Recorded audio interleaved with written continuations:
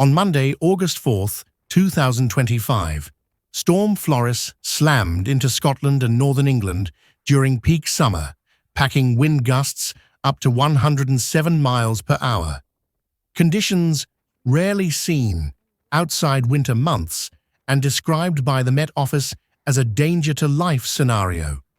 An amber wind warning was in effect from 10 a.m. to 10 p.m. for most of mainland Scotland, while a wider yellow warning covered northern England, Wales, and Northern Ireland from early morning until midnight. Across Scotland's Highlands and northeast, sustained winds of 90 to 100 miles per hour brought down trees and power lines, cutting electricity to over 22,000 homes. SSN cited areas like Dingwall, Black Isle, Loch Carron, and Nairn among the hardest hit. Western regions experienced gusts up to 124 miles per hour in elevated spots like Cairngorm, making Floris the strongest summer storm in recent memory. Transport networks collapsed under the storm's fury.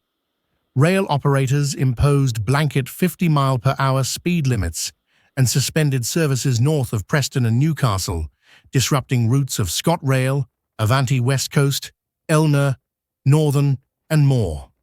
Dozens of lines closed temporarily while chainsaw teams cleared fallen trees and debris from overhead wires. On roads, the A96 near Old Rain in Aberdeenshire was shut in both directions after multiple tree falls, and on Skye campervans were overturned in gusts so powerful they tipped pickup trucks. Air travel and ferry services also suffered. Nearly 140 UK flights cancelled, including Glasgow and Aberdeen.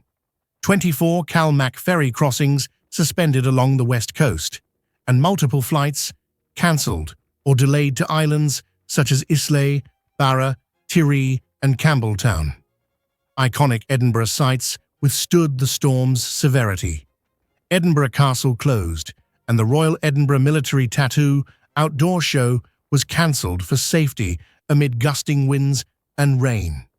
Residential areas were battered too. In Manchester, a car was crushed by a falling tree amid 90-mile-per-hour winds. On Isle of Skye, campervans were blown over and mobile homes overturned, prompting police to warn against staying in exposed areas. Councils paused services. Glasgow suspended bin collections, and Edinburgh Zoo briefly closed as response operations scaled up. The Scottish Government and emergency agencies emphasised preparedness. Cabinet Secretary Angela Constance urged public caution, stating, "Make sure you've got warm clothes, food, water, plenty of fuel, and your mobile phone is charged," and reminded travellers to treat the forecast as if it were winter conditions, despite it being August. Residents were advised to secure outdoor garden furniture, tents, or trampolines to prevent debris from interfering with railway lines or roofs.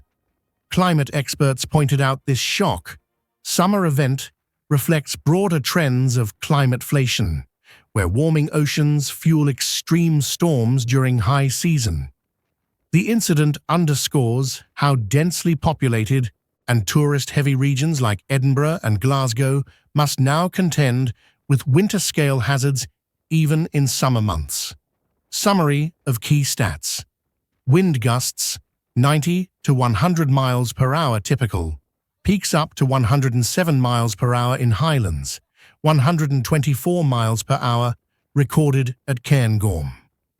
Power outages. Approximately 22,000 properties in Scotland. Additional approximately 2,700 in Ireland. Transport disruption. Widespread train cancellations and speed restrictions, 68+ flight cancellations, 24 ferry crossings suspended. Major closures: Edinburgh Castle, Military Tattoo, major roads like A9, A96, Forth and Tyne bridges restricted. Casualties: car crushed in Manchester, campervans overturned, no deaths reported yet. public urged to shelter and avoid travel. Safety and response notes. Residents in affected areas were instructed to 1. Avoid travel if possible, especially in northern Scotland where conditions mimicked winter. 2. Secure outdoor items. Trampolines, garden fixtures, tents and trampolines could become deadly projectiles. 3. Prepare emergency kits, warm clothing, fuel, food, water, charged communications devices, essential. 4. Check on vulnerable neighbours. Off-grid areas like islands may lose power longer. 5. Follow updates from Transport Scotland, Police Scotland, network operators and local councils. Emergency services deployed hundreds of restoration crews.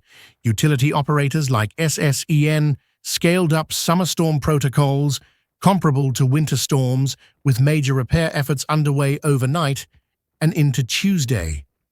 While the storm is expected to ease into Tuesday, recovery will continue. Train inspections, debris clearance, power restoration, and transport network checks will persist. Authorities warn that additional travel disruption is likely into midweek.